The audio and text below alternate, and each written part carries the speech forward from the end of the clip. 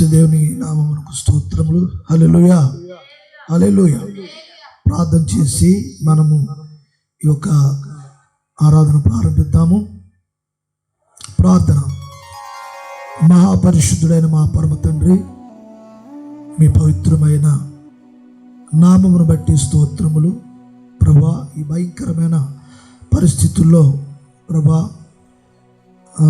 సంఘమును మీరు కాపాడి మరో పునరుద్ధాన దినమందు ఈ విధంగా కూడుకోవటానికి మీరు ఇచ్చిన సమయం బట్టి స్తోత్రములు ప్రభా. నీ సన్నిధి బిడ్డలందరితో ఉంచండి.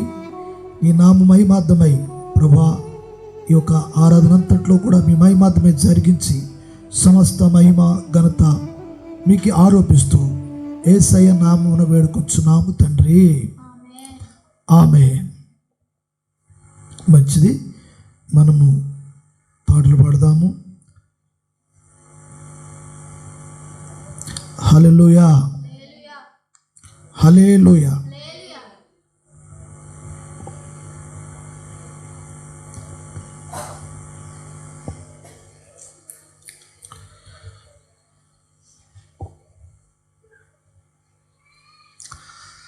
దేవుని సముగా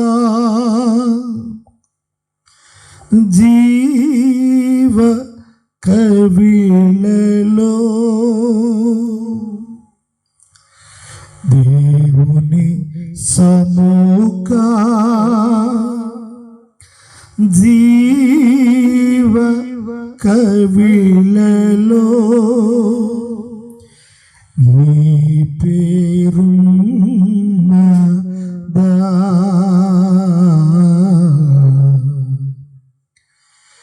నీ పేరున్నదా.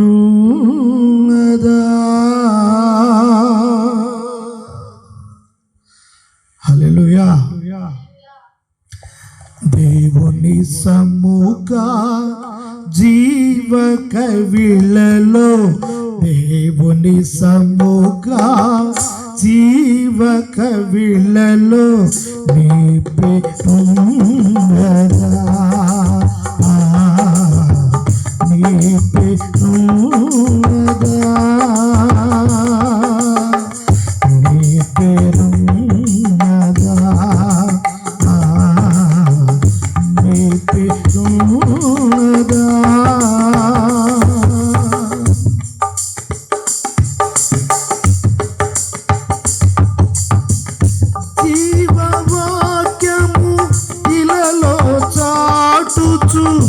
జీవితమూలా పిలిచిరే,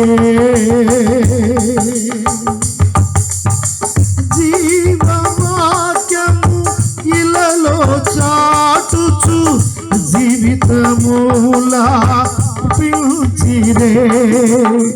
హత సాక్షుల కవిలలో, హత సాక్షుల కవిలలో నీ పేరున్నదా, నీ పేరున్నదా. దేవుని సముగా జీవ కవిలలో దేవుని సముగా జీవ కవిలలో నీ పేరున్నదా, నీ పేరున్నదా.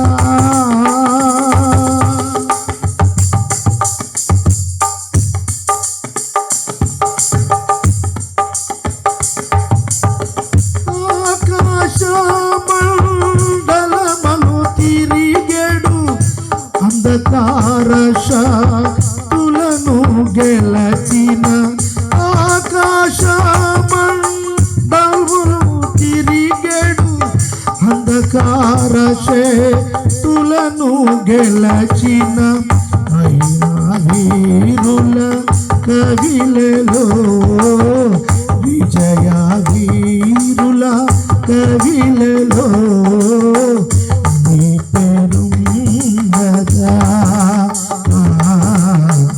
నీ పేరున్నదా. దేవుని సముగా జీవ కవిలలో దేవుని సముఖ జీవ కవిలలో నీ పేరున్నదా, నీ పేరున్నదా, నీ పేరున్నదా, నీ పేరున్నదా. జీవవాక్యము ఇలలో చాటుచు జీవితములా పిలిచిరే,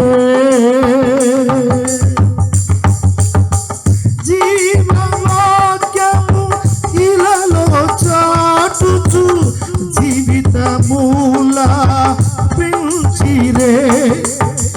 అత సాక్షుల కవిలలో, అత సాక్షుల కవిలలో నీ పేరున్నదా, నీ పేరున్నదా. దేవుని సముఖ జీవ కవిలలో, దేవుని సముఖ జీవ కవిలలో నీ పేరున్నదా, నీ పేరున్నదా.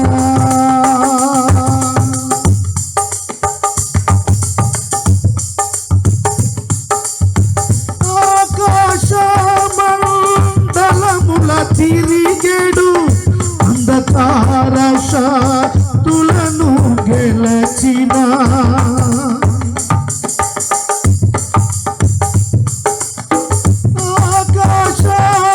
ఆకాశమండలముల తిరిగెడు అంధకార శక్తులను గెలచిన విజయ వీరుల కవిలలో, విజయ వీరుల కవిలలో నీ పేరున్నదా,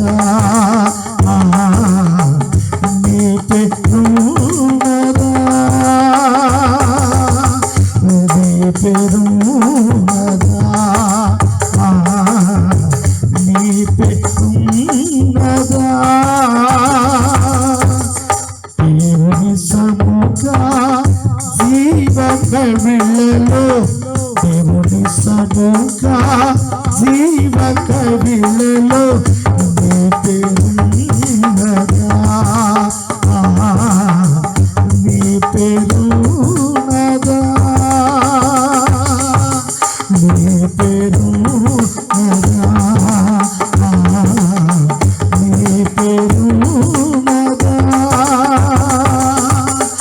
నీ పేరున్నదా, నీ పేరున్నదా.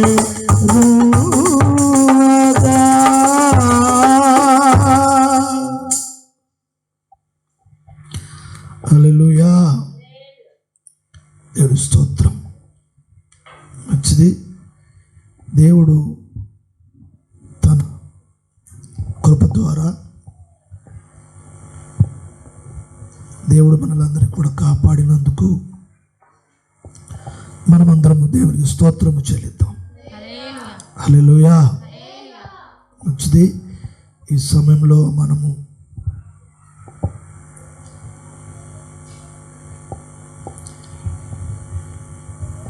వాక్యాన్ని ధ్యానిద్దాము.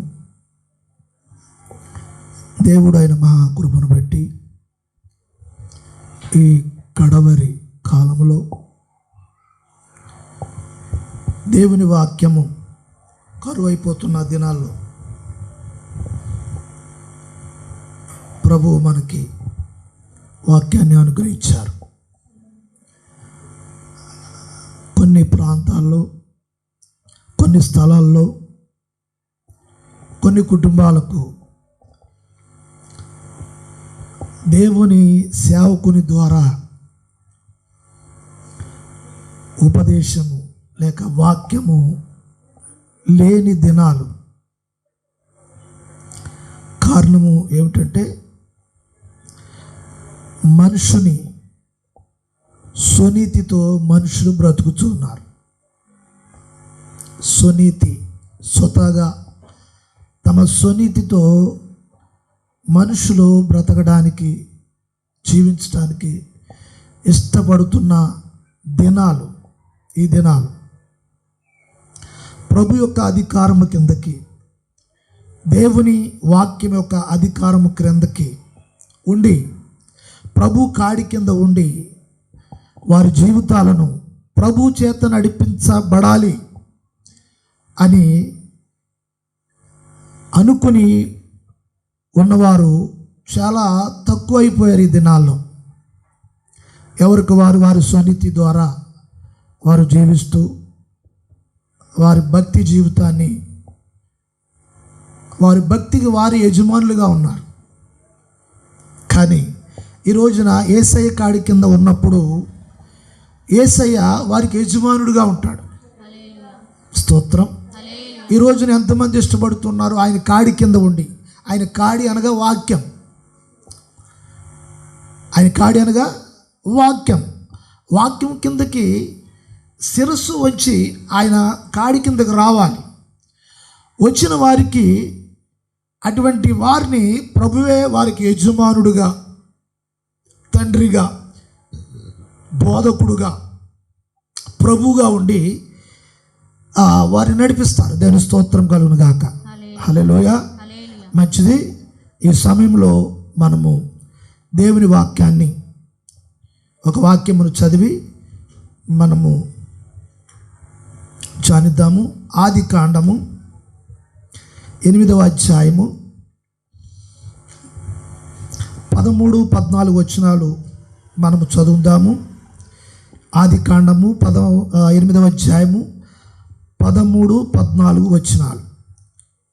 మరియు 601వ సంవత్సరము మొదటి నెల తొలి దినమున నీళ్లు భూమి మీద నుండి ఇంకిపోయెను.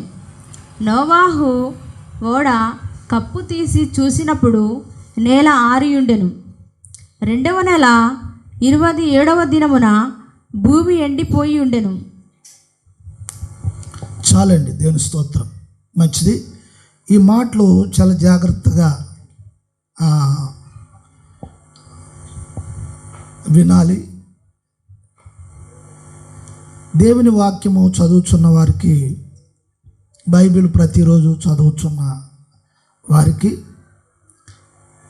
ఈ వచనము బాగా పరిచయమైన వాక్యము. ఇది విశ్వాసులందరికీ, రక్షణ పొందిన ప్రతి ఒక్కరికి, విశ్వాసి అనే ప్రతి ఒక్కరికి కూడా ఇది పరిచయమైన వాక్యము.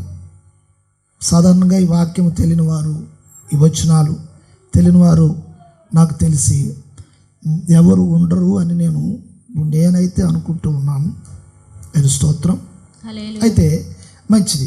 ఇక్కడ జల ప్రళయము తరువాత 150 దినాలు 150 దినాలు భూమి మీద నీరు, ప్రపంచమంతా భూమి నీరు ద్వారా నింపబడి 150 దినాలు నీరు భూమి మీద అలా నిలబడి ఉన్నది. అయితే నోవాహు వాడ అరారాతు పర్వతం మీదకి వచ్చి, ఆ పర్వతం మీద వాడ ఆగింది. ఆగినప్పుడు నోవాహు ఆ వాడ పైభాగమున ఆ కప్పును తీసి ఒకసారి భూమిని చూశాడు. ఇక్కడ మనం చదివిన విషయం అదే. చూసినప్పుడు అక్కడ నేల ఆరిపోయినట్లుగా కనిపించింది. స్తోత్రం. బాగా గమనించాలి. అయితే నోవాహు వాడలోనికి రమ్మని ప్రజలందరినీ కూడా ఆహ్వానించాడు.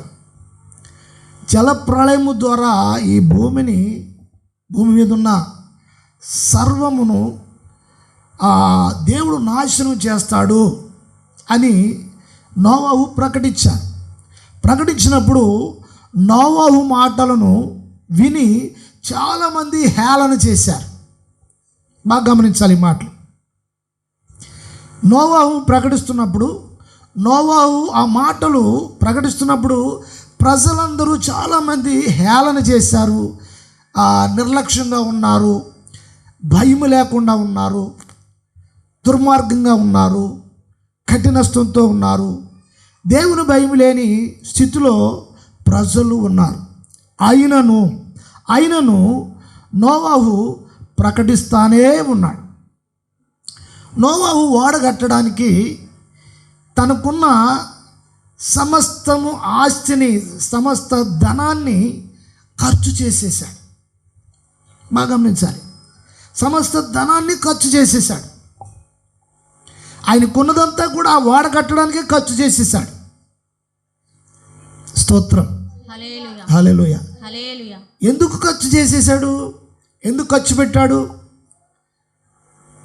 చెట్లు కోయించాడు, పనివాళ్ళు పెట్టి మొత్తం అంతా కూడా ఆ కర్రలు కోయించాడు, చిత్తులు పట్టించాడు, రంపల చేత కోయించాడు, ఆ కర్ర కొన్నాడు, పనివారికి జీతాలు ఇచ్చాడు, ఆ పనంతా చేయించాడు. ఇదంతా తన దగ్గర ఉన్న ఆ ధనాన్ని ఖర్చు పెట్టి ఆ ఓడను సిద్ధపరిచాడు. దీనికంటే కారణము ఏంటంటే దేవుని మాటను నమ్మాడు. దేవుని మాటను నోవాహు నమ్మాడు. ఏంటి? నువ్వు ఓడను తయారు చేసుకో నోవాహు, నేను ఈ భూమిని నీళ్లతో నింపేస్తాను, అయితే నీతో పాటు ఎవరైనా వస్తారంటే ప్రకటించు, తెలియజేయి మాటలు, నేను చెప్పిన మాటలు ప్రకటించు వారికి అని చెప్పాడు. అయితే నోవాహు 3 అంతస్తుల ఓడను నిర్మాణం చేశాడు. 3 అంతస్తుల ఓడను నిర్మాణం చేశాడు. ఆ మధ్య అంతస్తుకి ఒక ద్వారము పెట్టాడు. ఆ మధ్య అంతస్తుకి ఒక ద్వారము. ఓడంతట్లో కూడా 3 అంతస్తులకు ఒకటే ద్వారం ఉంది. 3 అంతస్తులకి ఒకటే ద్వారం ఉంది. అది మధ్య అంతస్తులో నోవాహు పెట్టాడు. అది కూడా దేవుడే చెప్పాడు దానికి ఒక ద్వారం పెట్టమని. ఆ ప్లాన్ అంతా దేవుడు ఇచ్చాడు. ప్లాన్ అంతా దేవునిది, ఖర్చు అంతా నోవాహుది. మీరు బైబిల్ చదివితే విషయాలు అర్థమవుతుంది మీకు. ప్లాన్ అంతా, డైరెక్షన్ అంతా దేవుడి. ప్రొడ్యూసర్, నిర్మాత ఎవరు? నోవాహు. ఖర్చు అంతా నోవాహుది. ఖర్చు అంతా ఖర్చు చేసేసారు. తనకంటూ ఏమీ లేకుండా ఖర్చు చేసేసుకుని దేవుని మాటకి లోబడి ఓడను సిద్ధపరిచేశాడు. ఇది రక్షణ ఓడని మనం చాలాసార్లు వింటాం. అయితే ఆ ఓడలోనికి నోవాహు కుటుంబం మాత్రమే ఆ ఓడలోనికి వచ్చారు అనుమండుగురును. చాలాసార్లు మనం ఈ మాటలు వింటూ ఉంటాం. అయితే ఇక్కడ 8వ అధ్యాయము 13, 14 వచనాల్లో మనం చూస్తున్నప్పుడు బాగా గమనించవలసిన విషయాలు ఏమిటంటే, ఇక్కడ నోవాహు ఆ ఓడ కప్పు తీసి భూమిని చూడగా భూమి మీద నీరు లేకుండా నేలంతా ఆరిపోయినది. ఈ హేళన చేసిన ప్రతి ఒక్కరు కూడా వీళ్ళంతా నశించిపోయి నాశనానికి వెళ్ళిపోయారు, చనిపోయారు, నశించి చనిపోయారు. బాగా గమనించాలి. అయితే వాడలోంచి ఇలా చూడాలి అందరూ కూడా. వాడలోంచి నోవాహు భార్య, నోవాహు కుమారులు, నోవాహు కోడళ్ళు వాడలోంచి దిగి భూమి మీద అడుగుపెట్టారు. భూమి మీద ఇప్పుడు ఈ భూమి కొత్త భూమి మాట. ఇప్పుడు ఈ భూమి కొత్త భూమి. ఈ కొత్త భూమికి మొత్తము యజమానులు ఎవరు అంటే, ఇప్పుడు ఈ భూమి మీద వీళ్ళే యజమానులు. అదవుతుందా? ఈ భూమి మీద వారే యజమానులు. ఈ భూమికి అంతా కూడా యజమానులు ఇప్పుడు వారే. హేళన చేసి గర్వంగా, అహంకారంగా, తిరుగుబాటుగా ఉన్న వాళ్ళందరూ నశించిపోయారు. తనకున్న సమస్తమును ఖర్చు చేసేసి దేవుని మాటకు లోబడి ఓడను సిద్ధపరిచాడు.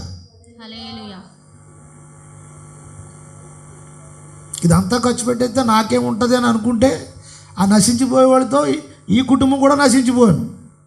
కానీ దేవుని మాటకు లోపడ్డాడు నోవాహు. స్తోత్రం, హల్లెలూయా.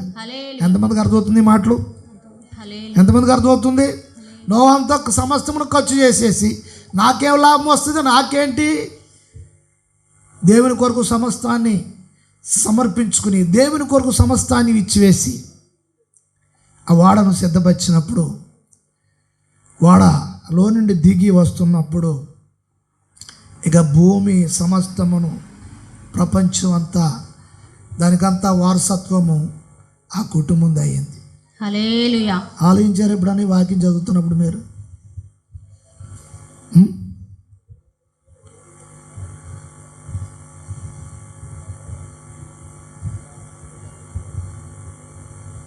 వాడు దిగగానే ఇప్పుడు ఆ కుటుంబం అయింది, భూమి మీద ఆ కుటుంబమే ఉంది.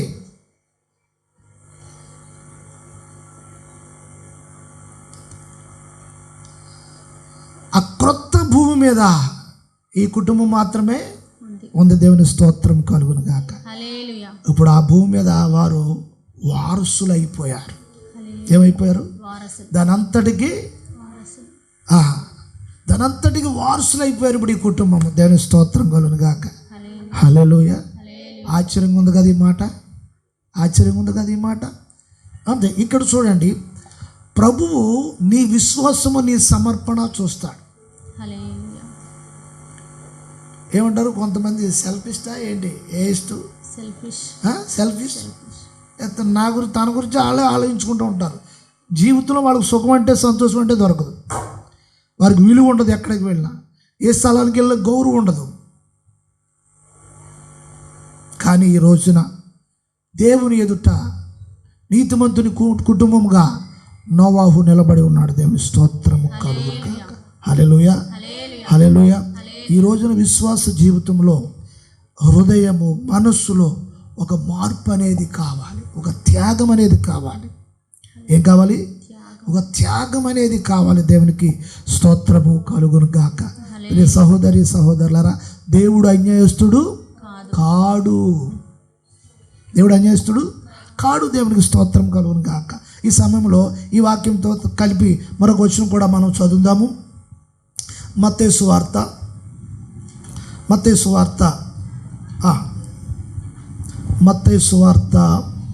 19వ అధ్యాయము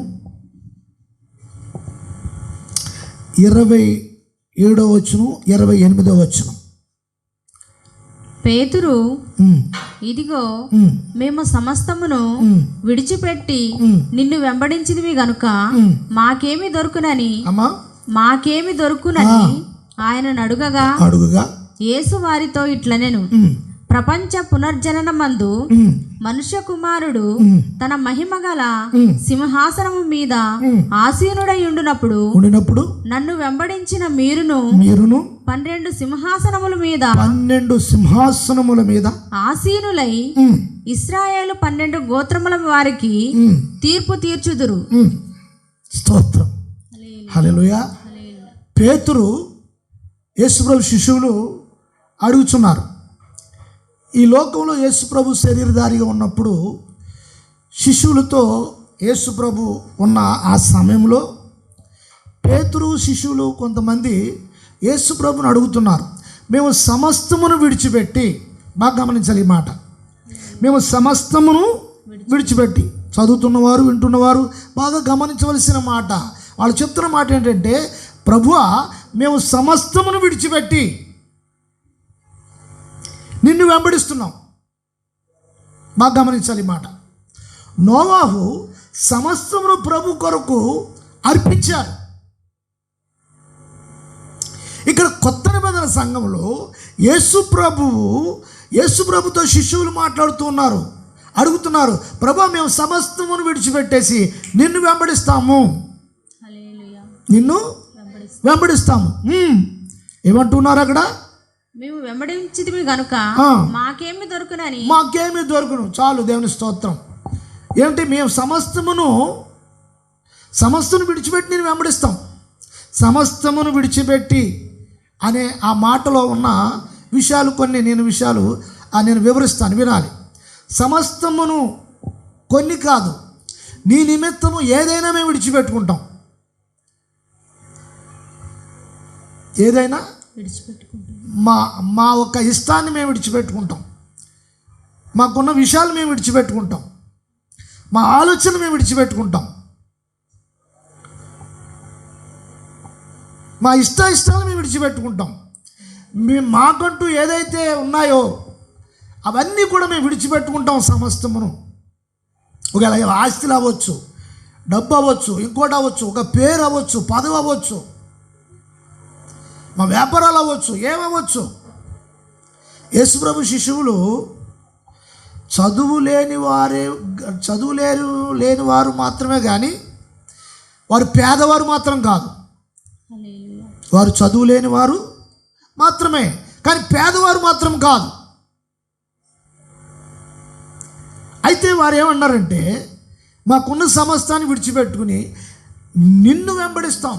యేసుతో చెప్తున్నారు, నిన్ను వెంబడిస్తాం, అయితే మాకేమి దొరుకుతుంది? అప్పుడు యేసు ప్రభు ఆయన సమాధానం చెప్తున్నారు వాళ్ళతోటి. ఏం చెప్తున్నారు? యేసు వారితో ఇట్లనేను, యేసు ప్రభు వారితో ఇలాగంటూ ఉన్నాడు, పునర్జననమందు మనుష్య కుమారుడు తన మహిమ గల సింహాసనము మీద ఆసీనుడై ఉండినప్పుడు నన్ను వెంబడించిన ఇదిగో మీరు సమస్తమును విడిచిపెట్టుకుని సమస్తాన్ని నష్టపరుచుకుని మీరు త్యాగము చేసి ఈ లోకంలో అష్ట కష్టాలు పడి నీతి కొరకు ఆకలి దప్పులు కానీ శ్రమలు అనుభవించి నీతి కొరకు సత్యం కొరకు అంటే నా కొరకు అంటే ఆయన సత్యం నా కొరకు మీరు నిలబడుతున్నారు కనుక అయితే మీకు దొరికే ఆధిక్యత మీకు దొరికే వేంటి అని నేను చెప్తున్నాను అనే విషయాలు చెప్తూ ఆయన అంటూ ఉన్నాడు, 12 గోత్రములు ఇశ్రాయేలు ప్రజలకి కూడా మీరు 12 సింహాసనం మీద కూర్చొని ఇశ్రాయేలుకి మీరు తీర్పు తీర్చేవారై ఉంటారు. ఏంటి కొత్త నిబంధన సంఘం అంటే ఈ రోజున యేసుక్రీస్తు రక్తములో కడగబడి సంపూర్ణంగా ప్రభుకు సమర్పించుకుని యథార్థంగా పవిత్రంగా ప్రభు కొరకు విశ్వాసంతో ఈ లోకంలో జీవిస్తున్న ఎవరైతే ఉన్నారో దేవునికి స్తోత్రము కలుగును గాక. హల్లెలూయా. అటువంటి వారికి గొప్ప ఆధిక్యత ఈ రోజున ప్రభు యొక్క స్వజనులుగా సొంత వారుగా పిలువబడుతున్న ఇశ్రాయేలుకు వారికి తీర్పు తీర్చేవారై ఉంటారు మీరు. అంటే ఇప్పుడు ఈ మాట ఎవరికి వర్తిస్తుందంటే, యేసుని వెంబడించి వాక్య ప్రకారంగా బ్రతుకుతున్న ప్రతి ఒక్క వ్యక్తికి ఈ వాగ్దానము వర్తిస్తూ ఉంది. ఒకవేళ నువ్వు జీవిస్తే ఈ వాగ్దానం నీకు వర్తిస్తుంది. ఆ 12 సింహాసనం మీద కూర్చొని మీరు ఇశ్రాయేలుకు తీర్పు తీరుస్తారు. దేవునికి స్తోత్రం కలుగును గాక. ఎంత ఆధిక్యత! దేవుని రాజ్యంలో గొప్ప ఆధిక్యత. దేవునికి స్తోత్రం కలుగును గాక. హల్లెలూయా. అంతేకాకుండా ఈ లోకం కావాలి, నాకు పరలోకం కావాలి. అవ్వ కావాలి, ఏం కావాలి? అవ్వ కావాలంట, బువ్వ కావాలంట. దేవుని స్తోత్రం. ఇక్కడ ఇది వద్దు, ఇక్కడ ఇది కావాలి, అక్కడ అది కావాలి. దేవునికి స్తోత్రం కలుగును గాక. అయితే వారు చెప్తున్న మాటలు ఏంటంటే, మేము సమస్తాన్ని విడిచిపెట్టేసుకుంటాం మీ కొరకు. దేవుని స్తోత్రం కలుగును గాక. అయితే నీలో ఉన్న విశ్వాసం యొక్క స్వచ్ఛత ఈ రోజున విడిచిపెట్టుకోవడానికి మనసు లేదు, కానీ పోగేసుకోవడానికి మనసు ఉంది. ఏముంది? పోగేసుకోవడం అంతా పోగేసుకోవడం. నాది అని పోగేసుకుంటే ఆయన వెంబడించేవారు ఆయనతో చెప్తున్నారు, అయ్యా మేము సమస్తాన్ని విడిచిపెట్టుకున్నప్పుడు నిన్ను వెంబడిస్తాం. ఈ రోజున ఆయన వెంబడించే వారితో ప్రభు మాట్లాడుతున్నారు. స్తోత్రం. హల్లెలూయా. నువ్వు నిజంగా అటువంటి ప్రతిష్ట కలిగి నీ జీవితంలో నువ్వు ఉన్నప్పుడు నిజంగా కూడా ఈ మాట నీకు కూడా వర్తిస్తుంది. దేవుని స్తోత్రం కలుగును గాక. అంటే కొత్త నిబంధన సంఘము ఉపదేశానుసారంగా బ్రతుకుతున్న వారు ఇశ్రాయేలుకు తీర్పు తీర్చేవారే ఉంటారు. వారికి వరకు సింహాసనాలు ఉన్నాయి. ఎక్కడున్నాయి? పరలోకంలో ఏదో మూలని ఒక పని మనిషిలాగో, లేకపోతే మొన్న ఒక ఆవిడ అంటుంది, పరలోకంలో ఏదో ఒక మూలని కొంచెము ఏదో ఒక మూలని నాకు చోటు ఉంటే చాలు, ఏదో మూలని వాక్యం ఏం చెప్తుందంటే ఆయన స్వరక్తం ఇచ్చి శ్రమపడి ఆ నిత్య జీవానికి ఆయన పిలిచే పిలుపు ఏదో పరలోకంలో ఒక మూలను కూర్చోబెట్టాలో, లేకపోతే ఆ అపార్ట్మెంట్ కింద స్టెప్స్ ఆ మెట్ల కింద చిన్న మూలను కూర్చోబెట్టడానికో, నిన్ను ఏదో ఆ దాంట్లో దూరిసి అక్కడ ఉండడానికో కోళ్ళు పెట్టలాగా. ఊర్లో కోళ్ళు ఉంటాయి కదా, ఊర్లో కోళ్ళు పెట్లు ఉంటాయి. ఆ కోళ్ళు పెట్టలో సాయంత్రం అయ్యేటప్పటికి ఆ కోళ్ళు పెట్టలో వేస్తూ ఉంటారు. కొంతమంది కోళ్ళు పెట్లు ఉండవు, సాయంత్రం వాడికి ఇల్లు ఎక్కుతాయి, పందిరుంటే పందిరు ఎక్కుతాయి, చెట్లు ఉంటే చెట్లు ఎక్కుతాయి. అది ఏదో మూల ఉంచడం కాదు, సింహాసనం మీదకు తీసుకుని కూర్చోబెడతాడు. దేవుని స్తోత్రం. ఆయన అన్నమాట మీరు బాగా గమనించాలి. ఆ మాట ఆయన అన్నాడు. ఆయన ఆ మాట చదువుతారు మళ్ళీ ఒక్కసారి దయించి. మనుష్య కుమారుడు తన మహిమ గల సింహాసనం మీద ఆసీనుడై ఉండినప్పుడు, అవును, నన్ను వెంబడించిన మీరును 12 సింహాసనముల మీద ఆసీనుడై ఉంటాను. మీకు కూడా ఒక్కొక్కరికి ఒక్కొక్క సింహాసనం ఉంటుంది. స్తోత్రం. హల్లెలూయా. లేదండి బాబు, కొంచెం ఆ పక్కన ఎక్కడ నా గేట్ బయట కొంచెం చోటు ఇవ్వండి. గేట్ బయట ఎవరుంటారండి? ఇప్పుడు పెద్ద పెద్ద మందిరాలు ఉంటాయి. ఆ మందిరాలు బయట మెట్లు ఉంటాయి. ఆ మెట్ల మీద ఎవరు ఉంటారు?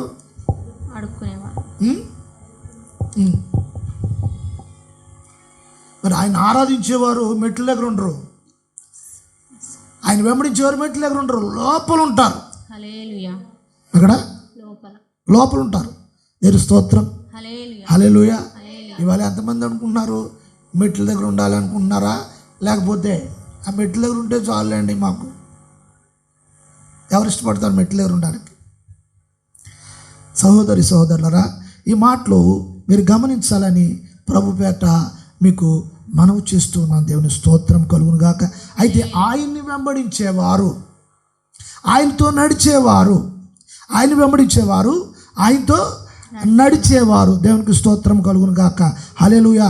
వారికి ఒక విశ్వాసం ఉంది, వారికి ఒక గురి ఉంది, వారికి ఒక పరుగు ఉంది, వారికి ఒక పందెం ఉంది, వారికి ఒక బహుమానం ఉంది, దాని కొరకు వారికి పరుగు ఉంది. దేవుని స్తోత్రం. హల్లెలూయా. హెబ్రీ పత్రిక 11వ అధ్యాయంలో ఒక మాట చదువుదాము.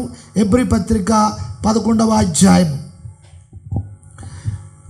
హెబ్రీ పత్రిక 11వ అధ్యాయము 5వ వచనం. విశ్వాసమును బట్టి హానోకు మరణము చూడకుండానట్లు కొనిపోబడెను. అతడు కొనిపోబడక మునుపు దేవునికి ఇష్టడై ఉండెనని కొనిపోబడక మునుపండి. అంటే భూమి మీద అతడు జీవించిన సంవత్సరములు 365 ఏండ్లు అతడు భూమి మీద ఉన్నాడు. ఈ 365 సంవత్సరములు అతడు దేవునికి ఇష్టడుగానే ఉన్నాడు. అదే విషయాన్ని ఆదికాండములో కూడా మనం చూస్తాము. ఆదికాండము 5వ అధ్యాయము 24వ వచనం. ఆదికాండము 5వ అధ్యాయము హానోకు 24వ వచనం. దేవునితో నడిచిన తరువాత, ఎవరితో నడిచాడండి? ఈ భూమి మీద ఉన్నప్పుడు అతను కొరకు ఒక సాక్ష్యం ఉంది. అతడు దేవుడితో నడిచాడు. యేసుప్రభు అన్నారు, ఇదిగో నన్ను మీరు నన్ను వెంబడించే వారికి 12 సింహాసనములు ఉంటవి, అక్కడ ఇశ్రాయేలుకి మీరు తీర్పు తీరుస్తారు అని చెప్తున్నారు. ఇక్కడ ఆదికాండంలో చూసిన కొత్త నిబంధన విశ్వాసుల పట్టికైన హెబ్రీ పత్రిక 11వ అధ్యాయం 5వ వచనంలో చూసిన ఈ హానోకు గురించి ఇక్కడ ప్రస్తావించబడింది. పౌలు సంఘానికి తెలియజేస్తూ ఉన్నాడు. అయితే ఇప్పుడు భూమి మీద ఉన్న విశ్వాసపు సంఘము, క్రొత్త నిబంధన సంఘము, అది ఈ లోకంలో ఎవరితో నడవాలి? హానోకు అయితే భూమి మీద అతనికి ఒక సాక్ష్యం ఉంది. అతను జీవించిన జీవిత కాలం అంతా కూడా దేవునికి ఇష్టడుగానే ఉన్నాడు. హల్లెలూయా. ఎవరికి ఇష్టడుగా ఉన్నారు? దేవునికి ఇష్టడుగానే ఉన్నారు. మరి నువ్వు ఎవరికి ఇష్టం? నీ కుటుంబంలో ఉన్నవారు ఒకవేళ వాళ్ళని నువ్వు ఇష్టపడవచ్చు, లేకపోతే వాళ్ళు నిన్ను ఇష్టపడవచ్చు. ఒకవేళ ఈ యొక్క సంబంధం, ఈ బంధం నీకుంటే ఉండవచ్చు, మంచిదే. అయితే ఇప్పుడు నీ విశ్వాస జీవితానికి వచ్చేటప్పటికి నీ ఆత్మీయ జీవితానికి వచ్చేటప్పటికి నీ సంబంధము ఎవరితో ఉంది? నువ్వు ఎవరితో నడుస్తూ ఉన్నావు?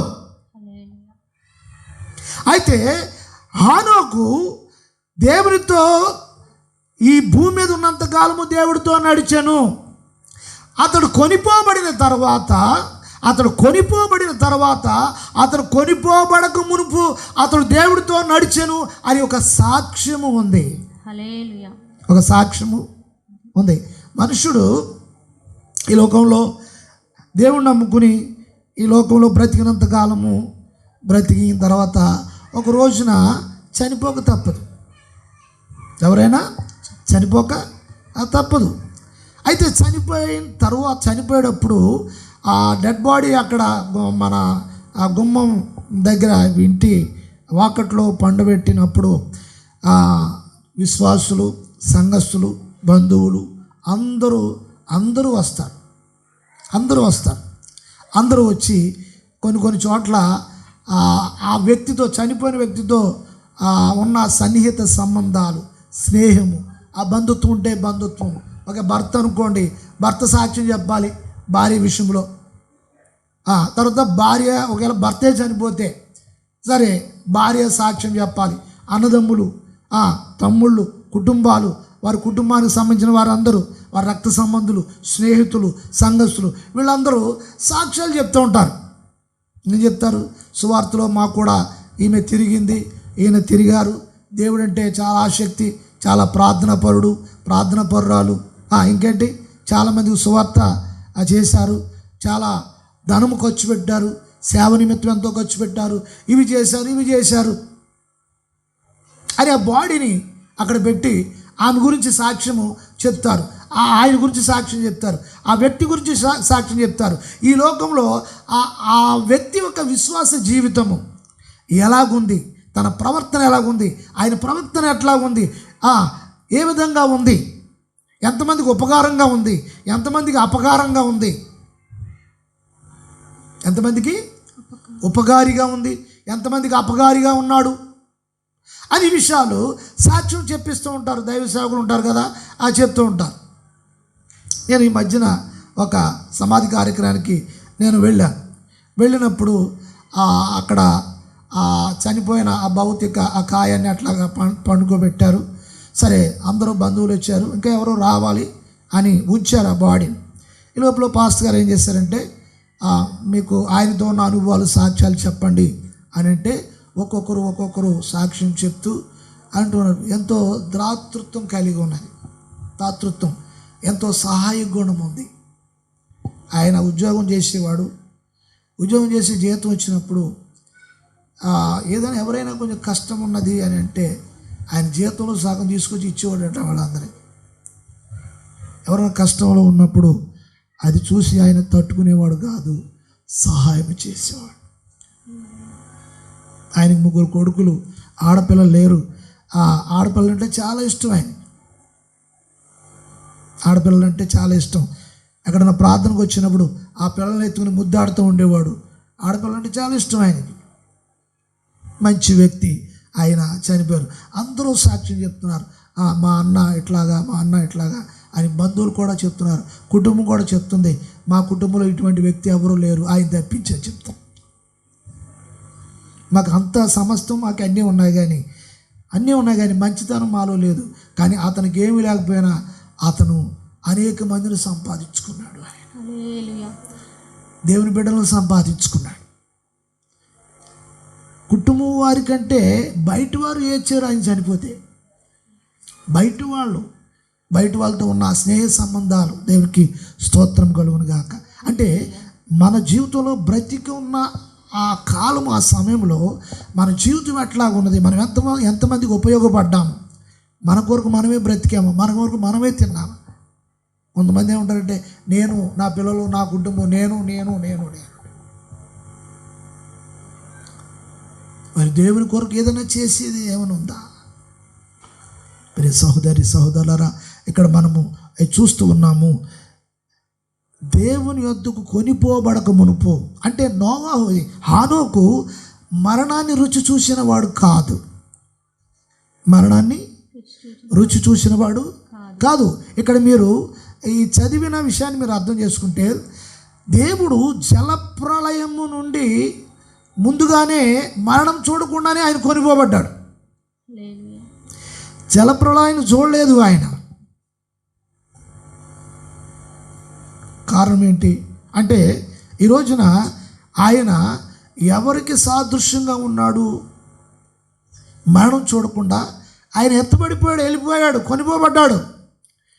365 సంవత్సరాలు భూమి మీద ఆయన సజీవుడిగా ఉన్నాడు. శరీరంతో కొనిపోబడి వెళ్ళిపోయాడు దేవుని వద్దకు. దేవుని స్తోత్రం కలుగును గాక. అంటే ఇప్పుడు ఆయన ఎవరికి సూచనగా ఉన్నారు? ఆయన ఎవరికి సూచనగా ఉన్నారు? ఎవరు సూచనగా ఉన్నారంటే, వాక్యంలో ఒక మాట చదువుదాం మనము. దేవుని స్తోత్రం కలుగును గాక. 1 దశలోని పత్రిక, ఈ మాటలు బాగా గమనించాలని మీకు మనవి చేస్తున్నాను. 1 దశలోనిక పత్రిక 4వ అధ్యాయము 16-17 వచనాలు. 1 దశలోనిక పత్రిక 4వ అధ్యాయము 16-17 వచనాలు. ఆర్భాటముతోను ప్రధాన దూత శబ్దముతోను దేవుని బూరతోను పరలోకము నుండి ప్రభు దిగి వచ్చును. క్రీస్తునందు మృతులైన వారు బాగా గమనించాలండి. మొదట లేతురు. ఇక్కడ చెప్పబడిన మాట, పౌలు ఈ దశలోనిక పత్రికలోని మాటలు మనం చదువుతుంటే, ప్రధాన దూత శబ్దముతోను దేవుని బూరతోను పరలోకము నుండి ప్రభువు దిగి వచ్చును.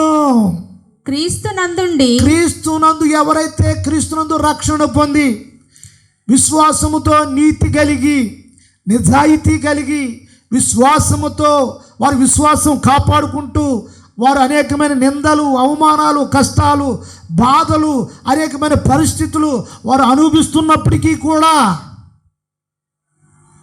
అనుభవించి కొంతమంది చనిపోయారనుకోండి, వారు సమాధి చేయబడ్డారు. విశ్వాసాన్ని కాపాడుకుంటూ విశ్వాసములో ఉండి వారు చనిపోయారు, వారు సమాధి చేయబడ్డారు. దేవుని స్తోత్రం. అయితే ప్రభు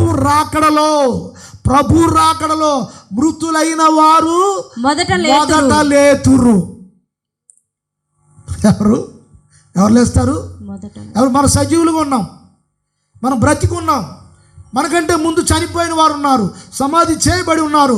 వారి విశ్వాసంతో వారి విశ్వాసాన్ని కాపాడుకుంటూ వారు శ్రమలు, నిందలు, బాధలు అనుభవించి దేవుని కొరకు వారి జీవితాన్ని తప్పిపోకుండా, కాలు జారిపోకుండా, మాట జారిపోకుండా, విశ్వాస భ్రష్టులైపోకుండా, లోక సంబంధమైన బ్రతుకులో పాలివారు కాకుండా, వారి జీవితాన్ని మైలపరుచుకోకుండా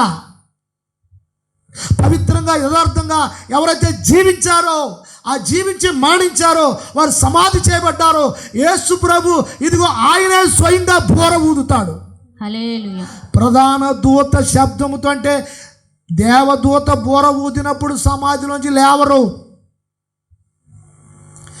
స్వయంగా దేవుడే బోర ఊదుతాడు. మధ్య ఆకాశంలో పూ అంట ఊదుతాడు. ఆ శబ్దము భూమి మీద ఉన్న సమాధి చేయబడిన సమాధుల్లో ఉన్న వారందరూ కూడా వారు లేస్తారు. దేవుని స్తోత్రం కలుగును గాక. హల్లెలూయా.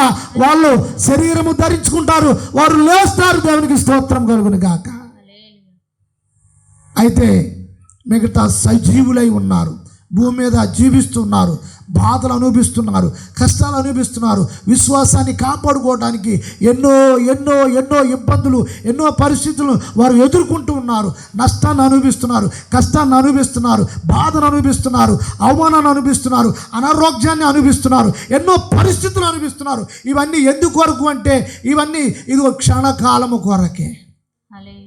ఏ కాలం? క్షణకాలం, కొద్ది కాలం. నేను స్తోత్రం కలుగును గాక. హల్లెలూయా, హల్లెలూయా.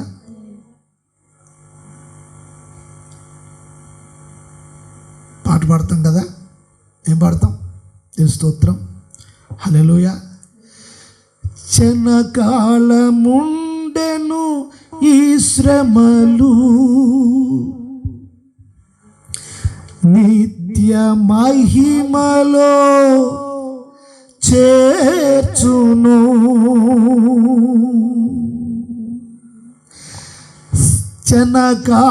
క్షణకాలముండవు మన శ్రమలు, నిత్య మహిమలో చేర్చును.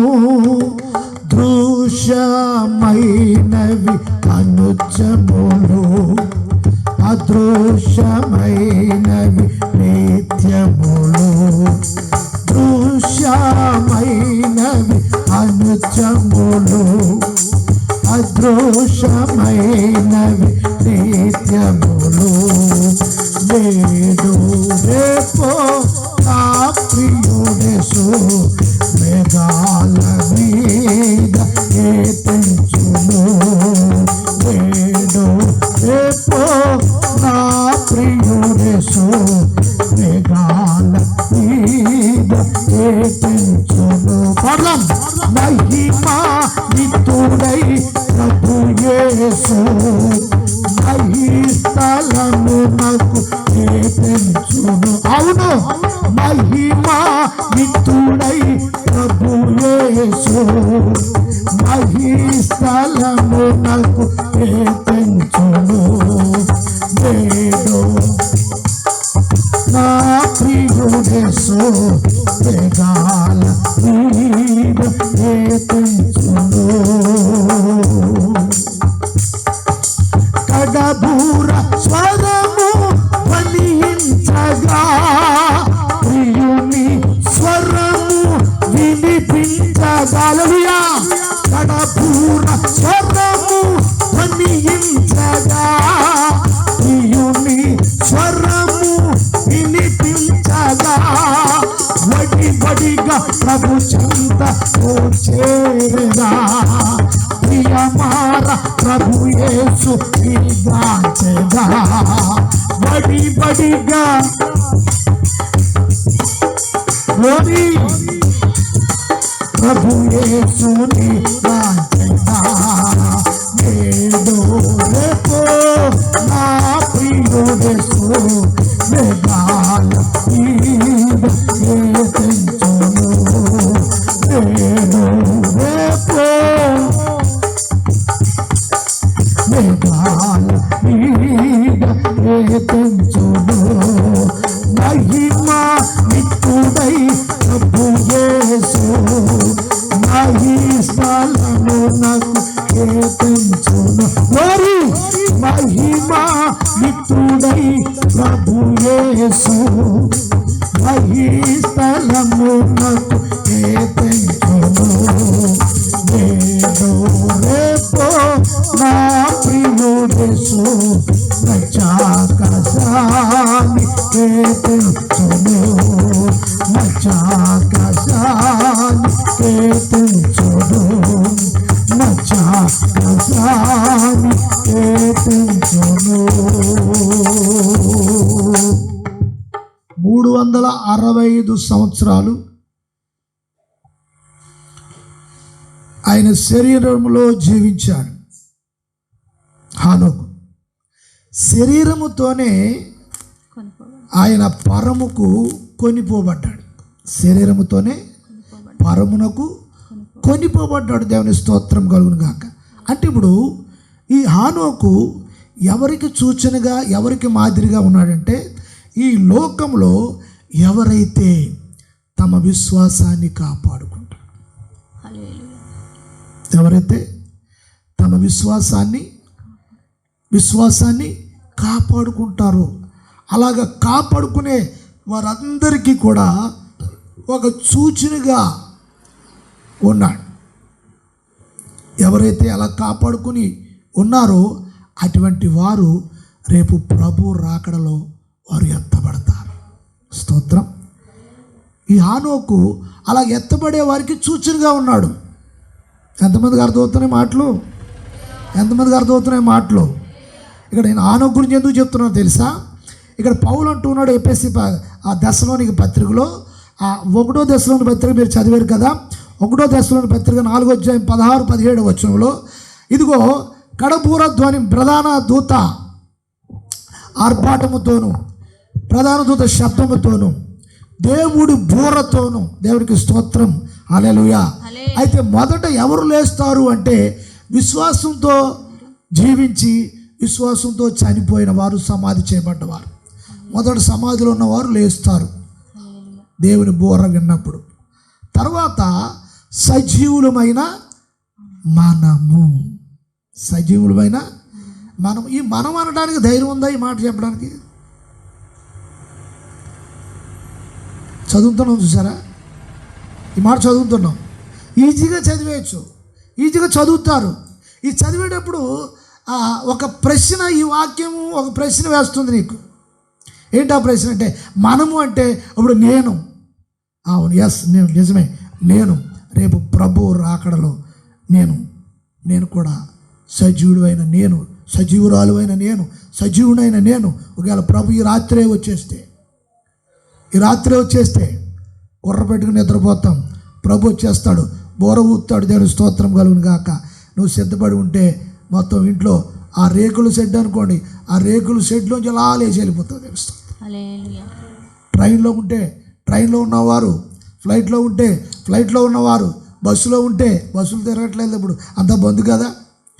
ఒకవేళ కర్ఫ్యూలో ఉన్నా, బంద్లో ఉన్నా, క్వారంటీన్లో ఉన్నా, కరోనా వ్యాధితో బాధపడుతున్నా, ఒకవేళ రెడీ అయిపోయి నువ్వు ఉన్నావు అనుకో, నీ ఆత్మలో నువ్వు రెడీ అయిపోయి సిద్ధపడిపోయి నీతిని అనుసరించి యథార్థంగా బ్రతుకుతూ ఒకవేళ క్వారంటీన్లో ఉన్నా అక్కడ నుండి వెళ్ళిపోతుంది. దేవుని స్తోత్రం కలుగును గాక. హల్లెలూయా, హల్లెలూయా. ఆ 16-17 వచనాల్లో చదువుతున్నప్పుడు మొదట మృతులైన వారు లేస్తారు. ఆ రెండో స్టెప్ ఇక్కడ చూసినప్పుడు సజీవులమైన ఆ మీదట సజీవులమై నిలిచి మనము, ఇలాగ చూడండి, సజీవులమై నిలిచి ఉండు మనము, సజీవులమై. అందరూ బ్రతికే ఉన్నారు, సజీవుడు అంటే బ్రతికున్నవారని.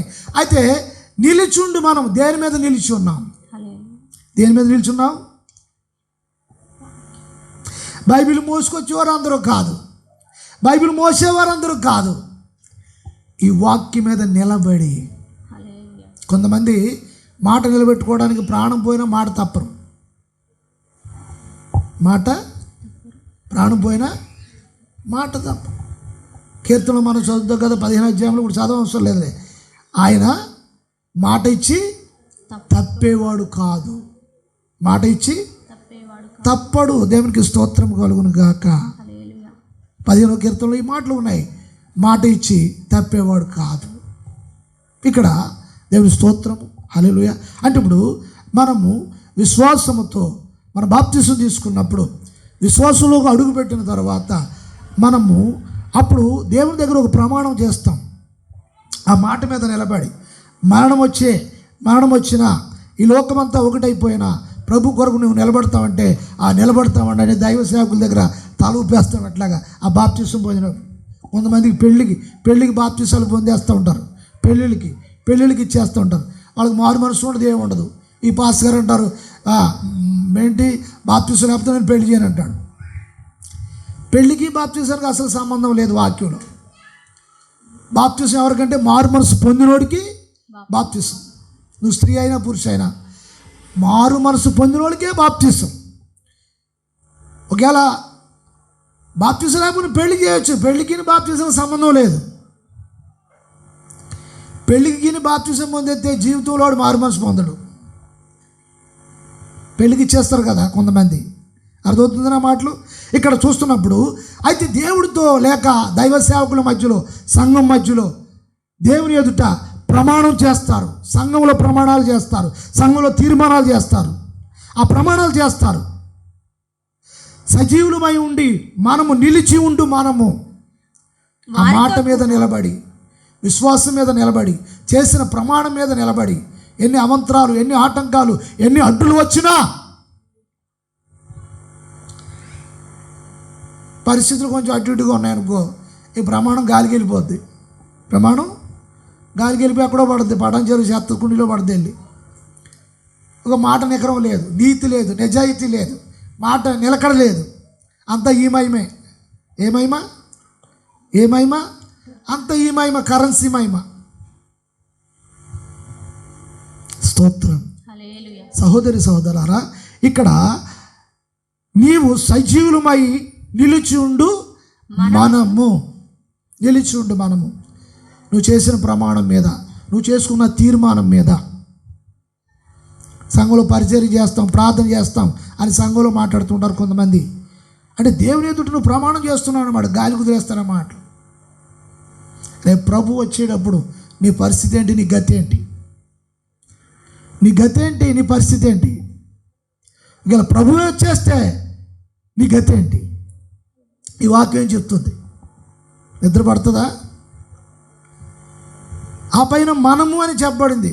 మనము అనే మాట చదువుతున్నప్పుడు ఆ నేను అనేది అర్థమవుతుంది కదా. మరి అప్పుడు ఏమనిపిస్తుంది? చదువుతున్నవారు, కూర్చున్నవారు, మిమ్మల్నే ఏమనిపిస్తుంది?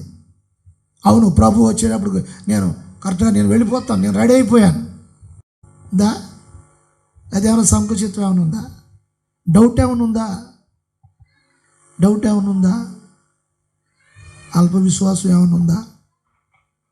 దేవుని స్తోత్రం. హల్లెలూయా. ప్రభు పిలిస్తే వెళ్ళిపోతుంది. అబ్బాయి నాకు చాలా కొన్ని నా కోరికలు ఉన్నాయండి. ఏ కోరికలు? కొన్ని ఉన్నాయి. అయ్యయ్యో ఏం తీరకుండానే నేను వెళ్ళిపోతానా? వెళ్ళిపోవాలా? వచ్చేస్తాడు అప్పుడేని. దేవుని స్తోత్రం. హల్లెలూయా. ఆయన చెప్తున్న మాట, పౌలు చెప్తున్న మాట మనం గమనించాలి. దేవుని స్తోత్రం. ఇది సంఘానికి ఒక హెచ్చరిక, ఒక హెచ్చరిక ఇది. నువ్వు దేని మీద నిలిచున్నావు? నువ్వు ఎక్కడ నిలిచున్నావు? దేని స్తోత్రం కలుగును గాక. చదువుతారా 17వ వచనం? ఆ మీదట సజీవులమై నిలిచియుండు మనము, సజీవులమై నిలిచుండు మనము వారితో కూడా ఏకముగా ప్రభువును ఎదుర్కొనుటకు ఎవరిని ఎదుర్కోవటానికి? ప్రభువుని ఎదుర్కోవటానికి. దేవుని స్తోత్రం కలుగును గాక. హల్లెలూయా. ఇప్పుడు నువ్వు ఎవరన్నా బంధువుల ఇంటికో లేకపోతే స్నేహితులింటికో ఎవరింటికో నువ్వు వెళ్ళావనుకో, అప్పుడు నీ మీద ప్రేమ ఉన్నవారు అంత దూరంలో నేను చూస్తారు. చూసి వెళ్ళి లోపలికి తలుపేసేసుకుంటారా? ఏం చేస్తారు? ఏం చేస్తారు? నువ్వు బ్యాగ్ పట్టుకుని వస్తున్నావు అనుకో, ఏ లగేజ్ ఉంటుంది కదా, బట్టల బ్యాగ్ ఏదో ఉంటుంది. ఏం చేస్తారు? గబగబా వచ్చేసి నిన్ను ఎదుర్కొని ఇలా కావలించి పెట్టేసుకుని ఆ బ్యాగ్ తీసుకుని వాళ్ళు నిన్ను నవ్వుతో ఇంట్లోకి తీసుకుని వస్తారు. దేని స్తోత్రం కలుగును గాక. అంటే ఇప్పుడు ఆ వచ్చేవారి మీద ప్రేమ ఉండాలి, ఆ వచ్చేవారు కూడా నీ మీద ప్రేమ ఉండాలి, వెళ్ళే నీవు కూడా ప్రేమ ఉండాలి. ఆ ప్రేమ కలుస్తుంటే ప్రభు ప్రేమతో రాబోతున్నాడు సంఘం కొరకు. ప్రభు రాకడ కొరకు విశ్వాసంతో, ప్రేమతో, కష్టాలు అనిపిస్తూ దేవుని స్తోత్రం, శ్రమలు అనిపిస్తూ దేవుని స్తోత్రం. ప్రకటన గ్రంథము 3వ అధ్యాయము 10వ వచనం దాంతో కలిపి కూడా మనం చదువుదాము. ప్రకటన గ్రంథం 3వ అధ్యాయము 10వ వచనం.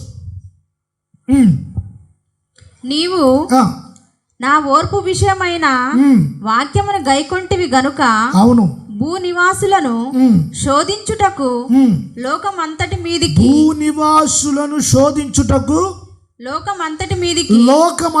మీదకి రాబోవు శోధన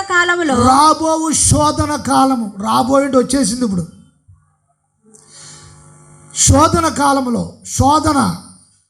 లోకమంతటికి మీదకి ఒక శోధన. అయితే సంఘము భూమి మీద ఉంది.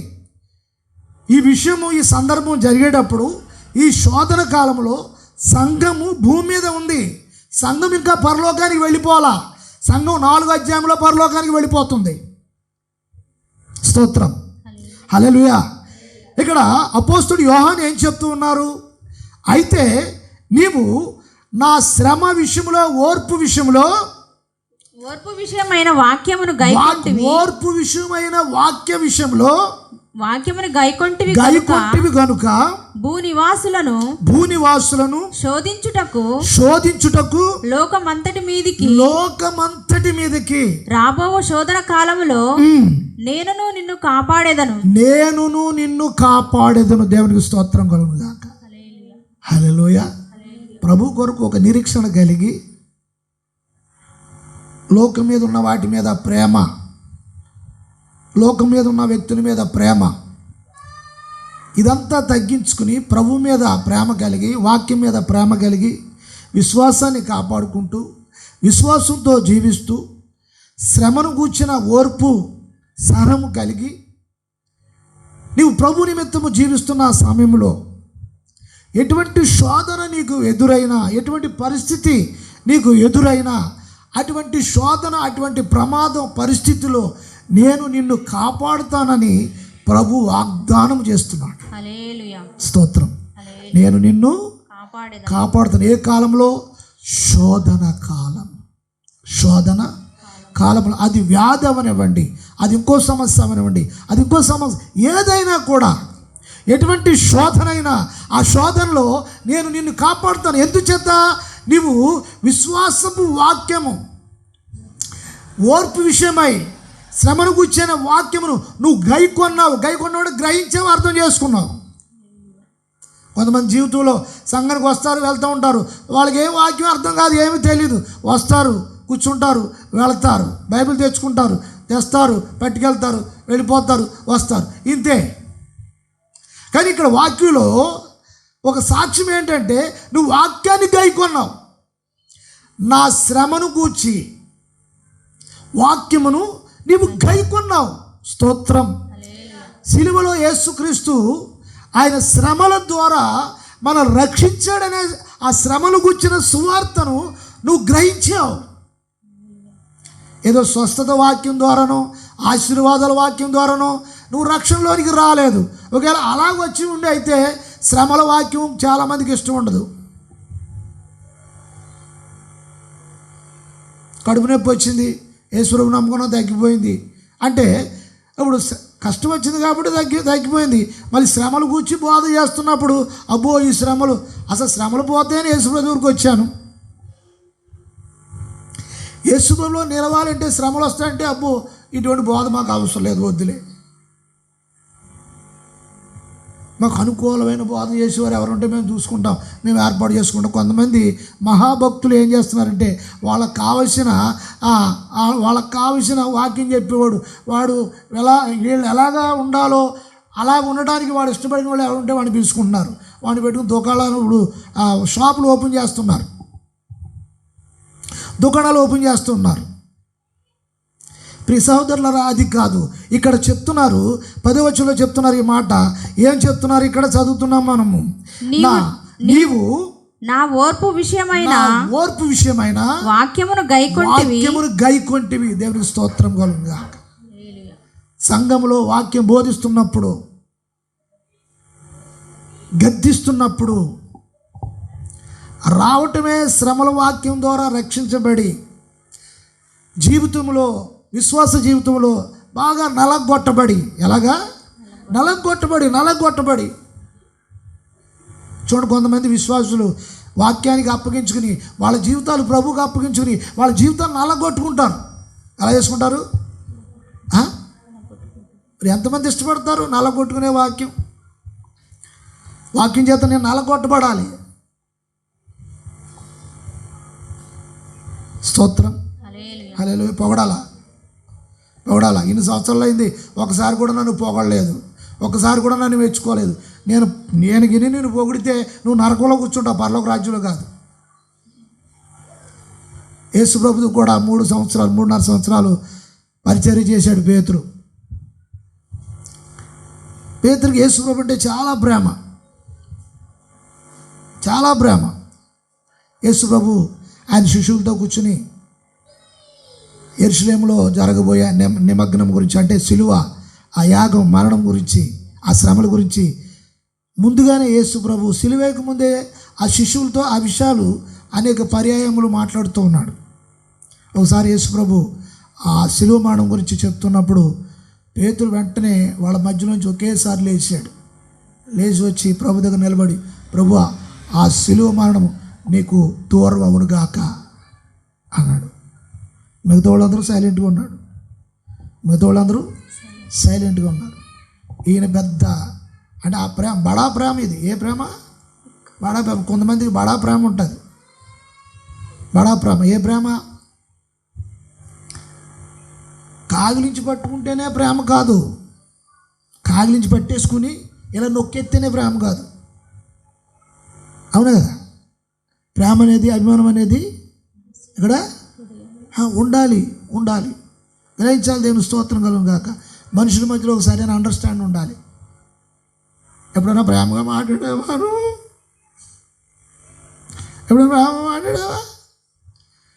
అంటే ప్రేమగా మాట్లాడేటట్టు యాడ్ చేయాలన్నమాట.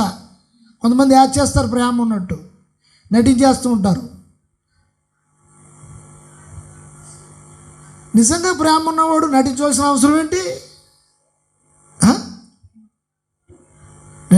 నటించవలసిన అవసరం ఉందా? నిజంగా ప్రేమ ఉన్న వ్యక్తి, నిజమైన ప్రేమ కష్టంలో ఉన్నప్పుడు అడ్డుపడతారు. తెలుసు, ఇలా పైకి మాట్లాడే వాళ్ళు ఒక సరైన శ్రమగిని వచ్చినప్పుడు వాళ్ళు పారిపోతారు. అడ్రస్ ఉండదు, కనీసం వచ్చి పలకరించడం కూడా ఉండదు. ఎందుకు చెప్తున్నాను ఈ విషయాలంటే, నా ఓర్పు విషయమైన వాక్యాన్ని నువ్వు గైకొంటివి అంటే అర్థం చేసుకున్నావు. నువ్వు అర్థం చేసుకున్నావు. వాక్యాన్ని అర్థం చేసుకున్నప్పుడు ఆ వాక్య విషయంలో మనం వహించవలసిన బాధ్యత, వాక్య విషయంలో నీ బాధ్యత. వాక్యం అంటే ప్రభువే. ఆ ప్రభుకి ఇచ్చిన మాట విషయంలో నీ బాధ్యత. నేను ఎంతవరకు కరెక్ట్గా నెరవేరుస్తున్నాను, అది ఒకవేళ మనుషులు కనిపించాలని ఆ మేర్బాణిగా కొంతమంది చేస్తారు. డంబం అంటే మేర్బాణిగా. అర్థమవుతున్నాయి నా మాటలు? కొంచెం మేర్బాణిగా పేరుకి పెత్తనం ఇస్తే, పేని అంటే తలలో పేనైనా కరెక్టేనా మాట? ఆ పేరుకి పెత్తనం ఇచ్చారంట. అది ఏం చేసిందంటే వారంలో మొత్తం అంతా గుండె అంతా గొరుగు పెట్టిందంట. ఎక్కడ చూసినా అక్కడో మచ్చ మొత్తం గొరికెత్తే బాగుండు. అది మచ్చలేటేసి వెళ్ళిపోయింది, గొరికేసిపోయింది పేనికి పెత్తనం ఇస్తే. ఎందుకు చెప్తున్నాను ఈ విషయాలంటే, డంబత్వం కాదు, హృదయములో వాక్యం పట్ల, ప్రభు పట్ల ఒక బాధ్యత, కానీ ఒక బాధ్యత రహితంగా ప్రవర్తించటం, లోపల నిజమైన ప్రేమ కలిగి ఉండటం. లోపల చీకటి ఉందనుకో, పైన ప్రేమగా మాటలుంటాయి. అది లోపల ప్రేమ ఉందనుకోండి, గద్దించినట్టుగా ఉంటాయి. గద్దిస్తాడు. నిజమైన స్నేహితుడు ఏం చేస్తాడు? కాదు, గాయపరుస్తాడు. వాళ్ళ మాటలని గాయపరుస్తున్నాడు. నిజమైన స్నేహితుడు అంటే యేసు ప్రభు. నిజమైన స్నేహితుడు అంటే డూప్లికేట్ స్నేహితులు ఉంటారు కొంతమంది. ఇది వేస్తే కూడా ఉంటారు. ఇది వేస్తే అందరూ స్నేహితులే. కళ్ళు, సారా, ఇంకా ఇవన్నీ ఇస్తే అందరూ స్నేహితులే. ఆ స్నేహితుల గురించి కాదు నేను చెప్తుంటా. వాక్యంలో ఉంది, నిజమైన స్నేహితుడు గాయపరిచినట్టు మాట్లాడతారట. ఎప్పుడు మాట్లాడినా అనుకూలంగా ఉండదు, హెచ్చరిస్తూ ఉంటాడు. మాట్లాడితే గుచ్చుకుంటూ ఉంటుంది. ఏంటి? గుచ్చుకుంటా ఉంటుంది.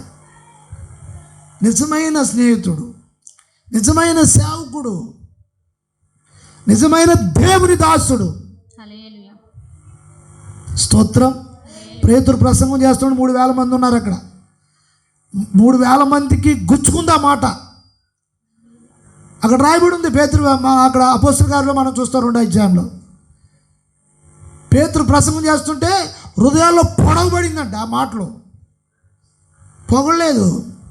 కారణం ఏంటంటే, శ్రమలు కూర్చిన వాక్యాన్ని నువ్వు గైకొన్నావు కనుక ఈ లోకంలో, ఈ ప్రపంచం మీదకి వచ్చే శోధన కాలంలో దాని నుండి నేను నిన్ను కాపాడుతాను.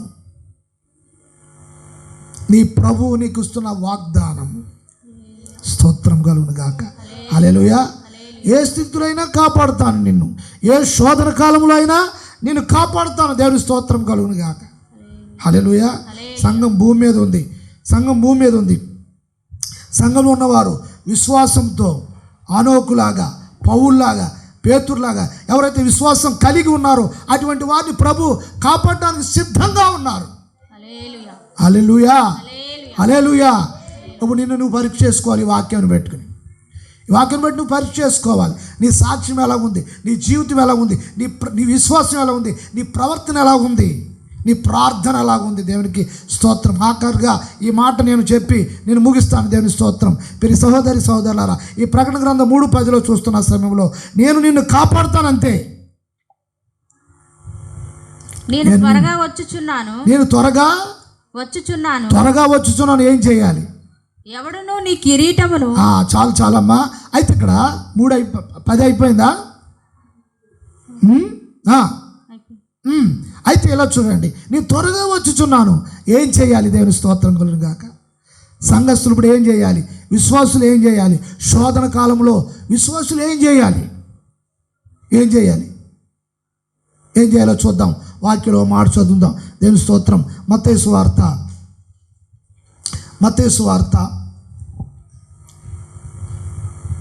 24వ అధ్యాయము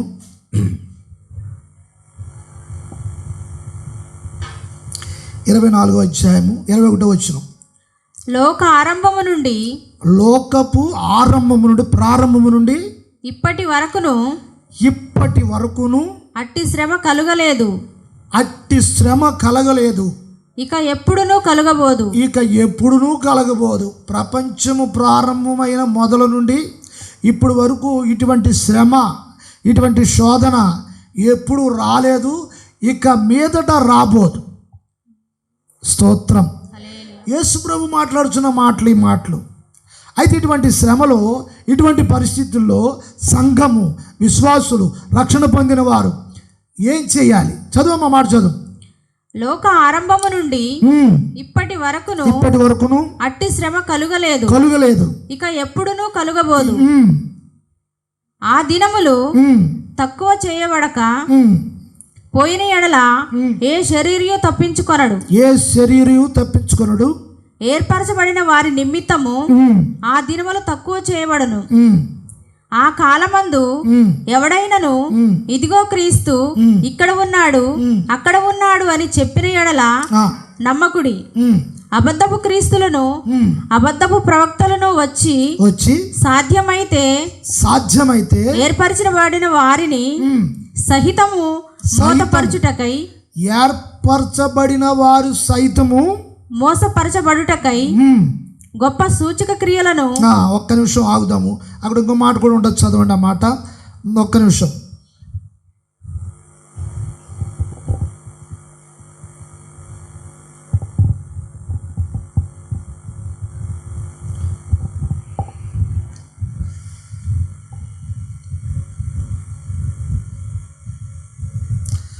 వచనం కూడా చదువుదాం.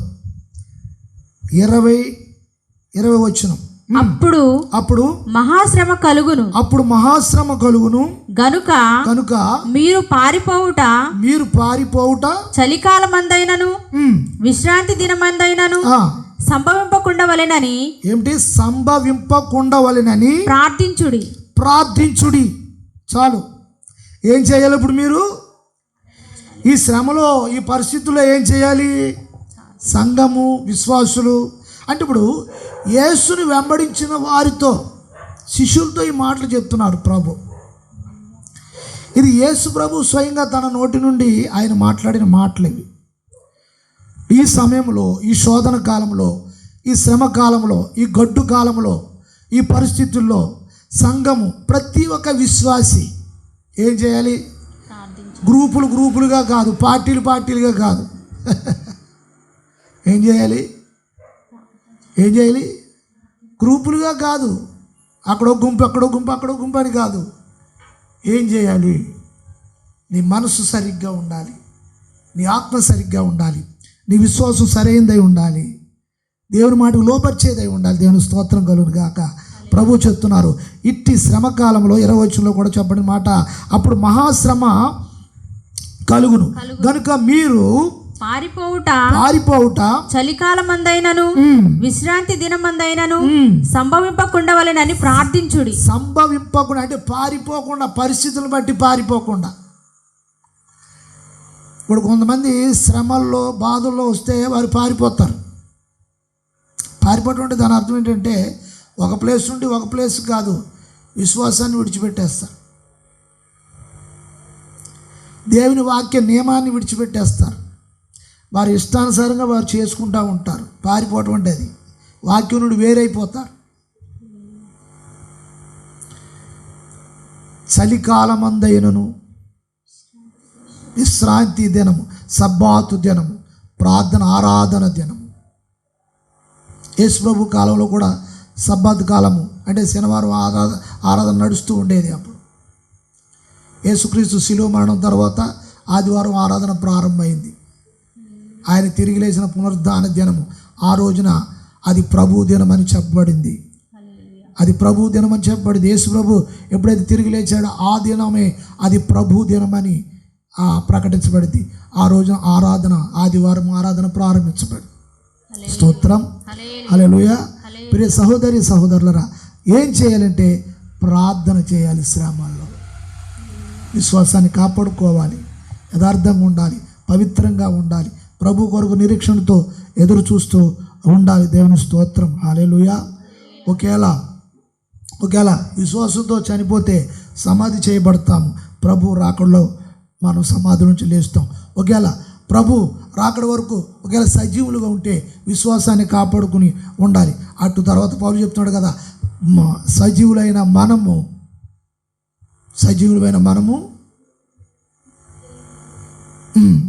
ఎదుర్కొంటాము. దశలోని పత్రిక 4:16-17 వచనంలో పౌలు చెప్తున్నారు కదా, ఆయన ఎదుర్కొంటాము మనము. దేవుని స్తోత్రం కలుగును గాక. హల్లెలూయా, హల్లెలూయా.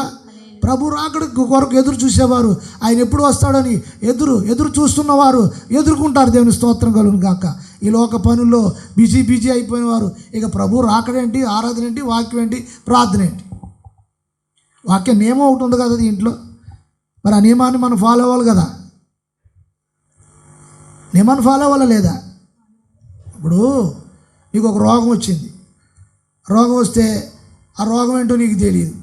నువ్వే ఒక వైట్ పేపర్ తీసేసుకుని, నువ్వే మందులు రాసేసుకుని, నువ్వే మెడికల్ షాపులకి వెళ్ళి ఆ మందులు ఇచ్చేయమని, ఏ మందు రాస్తావు? నువ్వే మందు రాసేసుకుని, నువ్వే తెచ్చేసుకుని, నువ్వే మింగేస్తావా?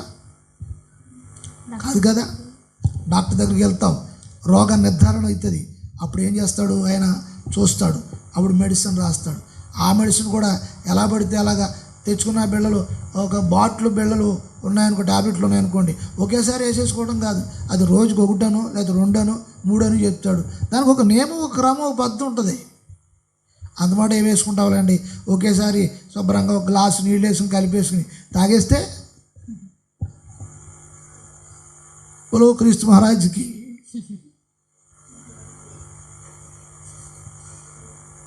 ప్రతిదానికి ఒక నియమం ఉందండి, ఒక క్రమం ఉంది. లేదా లేదా లేదా నువ్వు చదువుకునే కాలేజీలో క్రమం ఉంది, నువ్వు చదువుకునే బోర్డ్ స్కూల్లో క్రమం ఉంది, నువ్వు చదువుకునే చిన్న స్కూల్లో ఒక క్రమం ఉంది, ఒక పద్ధతి ఉంది. ప్రతిదానికి ఒక క్రమం ఉంది, ఒక పద్ధతి ఉంది. షర్ట్ ఏమో కాళ్ళకి వేసుకుని, ప్యాంట్ ఏమో చేతులు తోడుకుంటే, కాళ్ళకు తొడిగే ప్యాంటు కాళ్ళకి వేయాలి, చేతులు తోడుకునేది చేతులు వేయాలి. అలా కాదు, చెప్పులు నేను చేతులకి వేసుకుంటానంటే వేసుకొచ్చి ఎవడు కాదని నవ్వుతారు అంతే. ఏంటి ఇది పని చేయట్లేదు, ఏంటి ఇది పని చేయట్లేదు. ప్రతిదానికి ఒక నియమము, ఒక పద్ధతి ఉంది. మనం దేవుని వాక్యాన్ని అనుసరించి బతకాలి. మనకు ఒక యజమానుడు ఉన్నాడు, ప్రభు రాబోతున్నాడు. దేవుని స్తోత్రం కలుగును గాక. ఏం చెప్తున్నారు? మత్తయి సువార్త 24:20 ఏం చెప్తున్నారు? ఆయన 19వ వచనం కూడా చదువు తల్లి. అయ్యో ఆ దినములలో గర్భిణీలకును పాలిచ్చు వారికి శ్రమ. అయ్యో గర్భవతులకును పాలిచ్చు తల్లులకును శ్రమ. అప్పుడు మహాశ్రమ కలుగును. అప్పుడు మహాశ్రమ కలుగును. కనుక మీరు పారిపోవుట చలికాలమందైనను విశ్రాంతి దినమందైనను సంభవింపకుండా వలెనని ప్రార్థించుడి. ఏం చేయాలి? ప్రార్థించాలి. దేవుని స్తోత్రం కలుగును గాక. ప్రార్థన చేసేది ఇప్పుడు దేని కొరకు? ప్రార్థన చేసేది ఇప్పుడు దేని కొరకు? దేని కొరకు ప్రార్థన చేస్తున్నారు? ఇప్పుడు మీరు డైలీ ప్రార్థన చేస్తున్నారు కదా, ప్రతిరోజు 2 గంటలు ప్రార్థన చేస్తున్నారు కదా. దేవుని స్తోత్రం, హల్లెలూయా.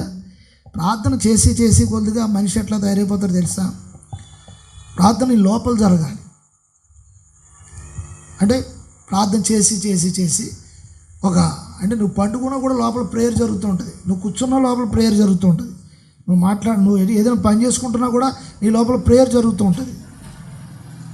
అంటే ఆ అనుభవంలోనికి వచ్చేస్తావు ఇక చివరికి నువ్వు పరిస్థితి, ఆ అనుభవంలోనికి వచ్చేస్తావు. అప్పుడు ఆ అనుభవంలోకి వచ్చేస్తున్నప్పుడు నీ ఆత్మ ఏముంటుందంటే, ప్రభు దగ్గర నేను ఎప్పుడు వెళ్ళాలి, ప్రభు ఎప్పుడు వస్తారు, నేను ఎప్పుడు వెళ్ళాలి, ఆయన ఎప్పుడు వస్తారు. ఇప్పుడు ఒక అమ్మాయికి ఎంగేజ్మెంట్ అయింది అనుకోండి, ఏంటి పువ్వుల పండ్ల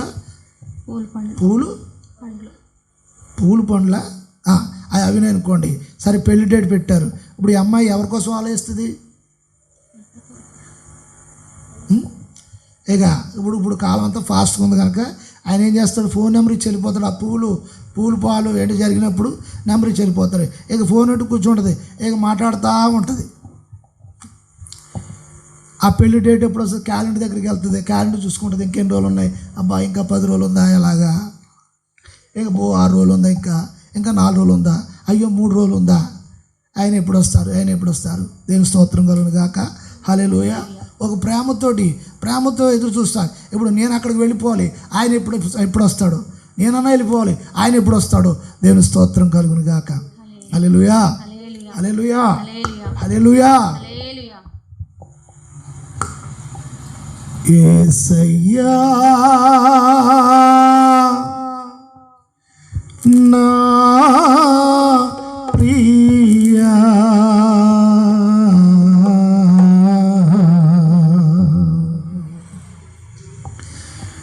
ఎప్పుడో నిరాకడ సమయం, ఎప్పుడో నిరాకడ సమయం,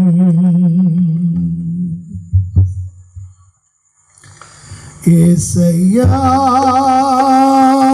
నా ప్రియా, ఎప్పుడో నిరాకడ సమయం, ఎప్పుడో నిరాకడ సమయం, యేసయ్యా నా ప్రియా.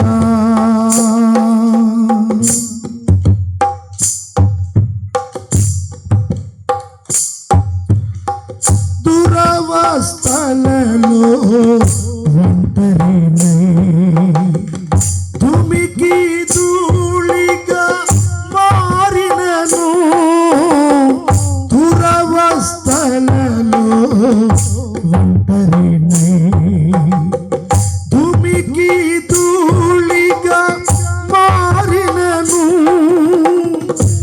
దూరాన నీ ముఖ దర్శనము,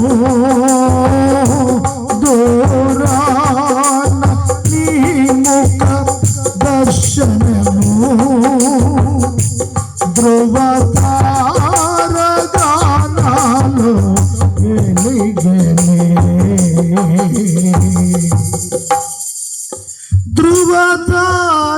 ధ్రువతారగానాలు వెలిగెనే, యేసయ్యా నా ప్రియా, ఎప్పుడో నిరాకడ సమయం, ఎప్పుడో నిరాకడ సమయం, యేసయ్యా నా ప్రియా.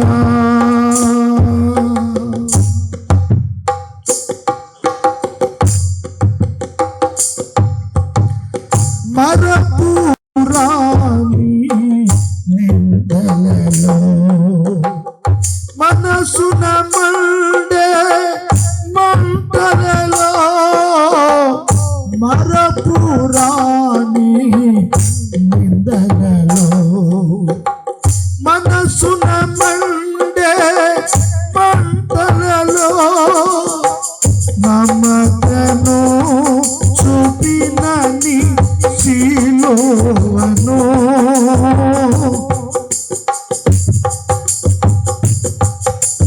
సిలువను మరచిపోదునా నీరాకను మరచిపోదునా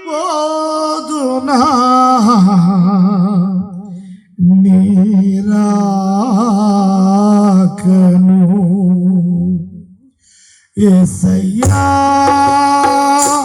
నా ప్రియా ఎప్పుడో నిరాకడ సమయం ఎప్పుడో నిరాకడ సమయం యేసయ్యా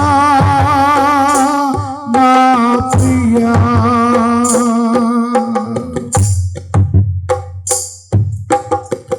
ప్రియుడా నిన్ను చూడాలని ప్రియ నీ వలనే మారాలని ప్రియుడా నిన్ను చూడాలని ప్రియ నీ వలనే మారాలని ప్రియతమా నా కాంక్ష తీరాలని ప్రియతమా నా కాంక్ష తీరాలని ప్రియమారనామది కోరెనే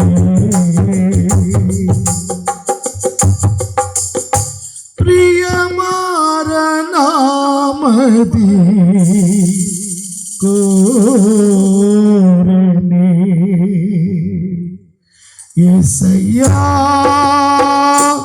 నా ప్రియా ఎప్పుడో నిరాకడ సమయం ఎప్పుడో నిరాకడ సమయం యేసయ్యా నా ప్రియా యేసయ్యా నా ప్రియా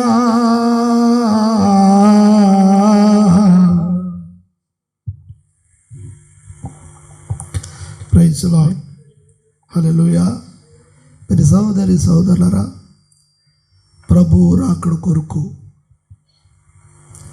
ఎటువంటి శ్రమైన ఎటువంటి పరిస్థితి అయినా ప్రభు కొరకు ఎదురు చూసేవారై ఉండాలి. స్తోత్రం హల్లెలూయా. హానోకు కొరకు మనము కొన్ని విషయాలు మనం ధ్యానించాం. ఆయన గొప్ప సాక్ష్యం కలిగి ఉన్నారు. ఆయన ఈ లోకంలో ఆయన కొనిపోబడక మునుపు ఆయన గొప్ప సాక్ష్యం కలిగి ఉన్నాడు. ఆయన దేవునికి ఇష్టడుగా ఉన్నాడు, దేవునితో నడిచి ఉన్నాడు. అంటే ఆయన జీవితము వాక్యముతో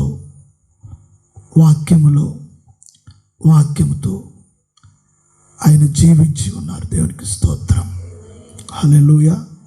ఈ రోజున ఈ మాటలు మనము ధ్యానిస్తూ దేవుడు ఇచ్చిన ఈ మాటలు బట్టి మనం ప్రార్థన చేద్దాం. నాతో కలిసి ఈ ప్రార్థనలో మీరందరూ కూడా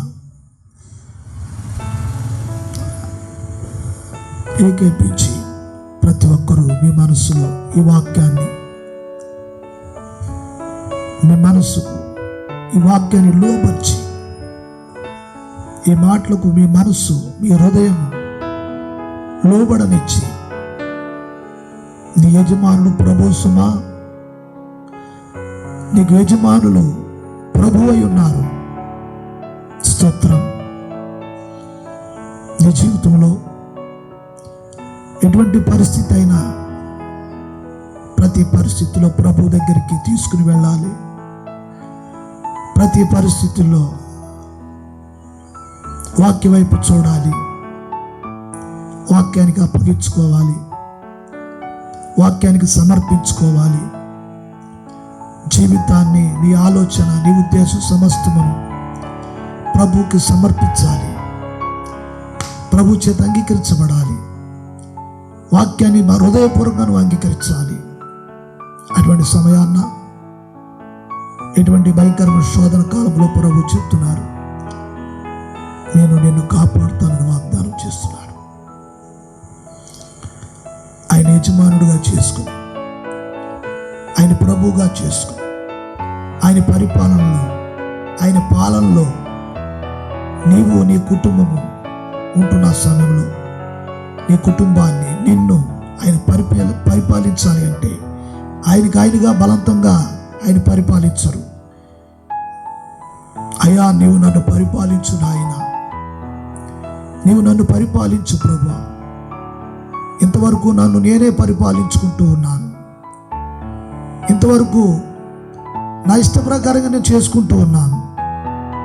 కానీ ఈ వాక్యమును బట్టి చూసినప్పుడు 365 సంవత్సరాలు హానోకు నీతో నడిచారు అని కొత్త నిబంధనలో, పాత నిబంధనలో ఆయన గురించి మాట్లాడబడి ఉన్నది. నోవాహు గురించి కూడా మాట్లాడబడి ఉన్నది. నోవాహు 150 రోజులు నీరు ఆరిన తర్వాత అరారతు ఆ పర్వతం మీద వాడ ఆగినప్పుడు ఆ కప్పు తీసి అతడు భూమిని, నేలను చూసినప్పుడు ఆరిన నేలగా ఉంది. ఆ భూమి మీదకి వారి కుటుంబం దిగి వచ్చింది. ఆ భూమికి సమస్తమును వారు వారసులై ఉన్నారు. ఆ నూతన భూమి మీద వారు అడుగు పెట్టారు, దానికి వారసులై ఉన్నారు. వాడి నిమిత్తము నోవాహు ఎంతో ఖర్చు చేశారు. యేసు ప్రభు యొక్క శిష్యులు, అపోస్తులు వారంటున్నారు, ప్రభువా నేను వెంబడిస్తాం, మాకేం కలుగుతుంది, మాకేం దొరుకుతుంది?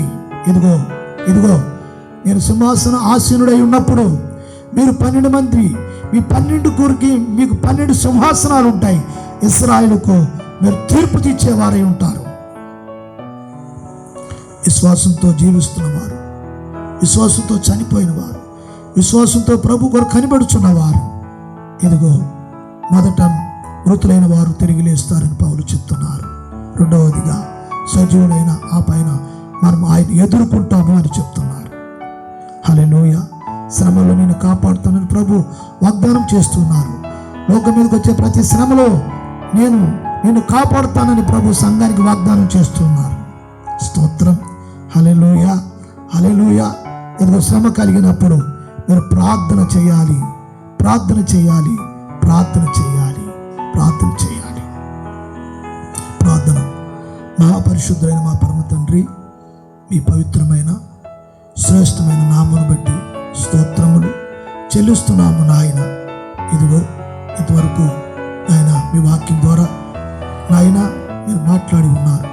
ప్రతి మాట ప్రతి ఒక్కరి జీవితంలో ఫలించి నాయన నీరు కట్టి ఫలింపు చేయండి.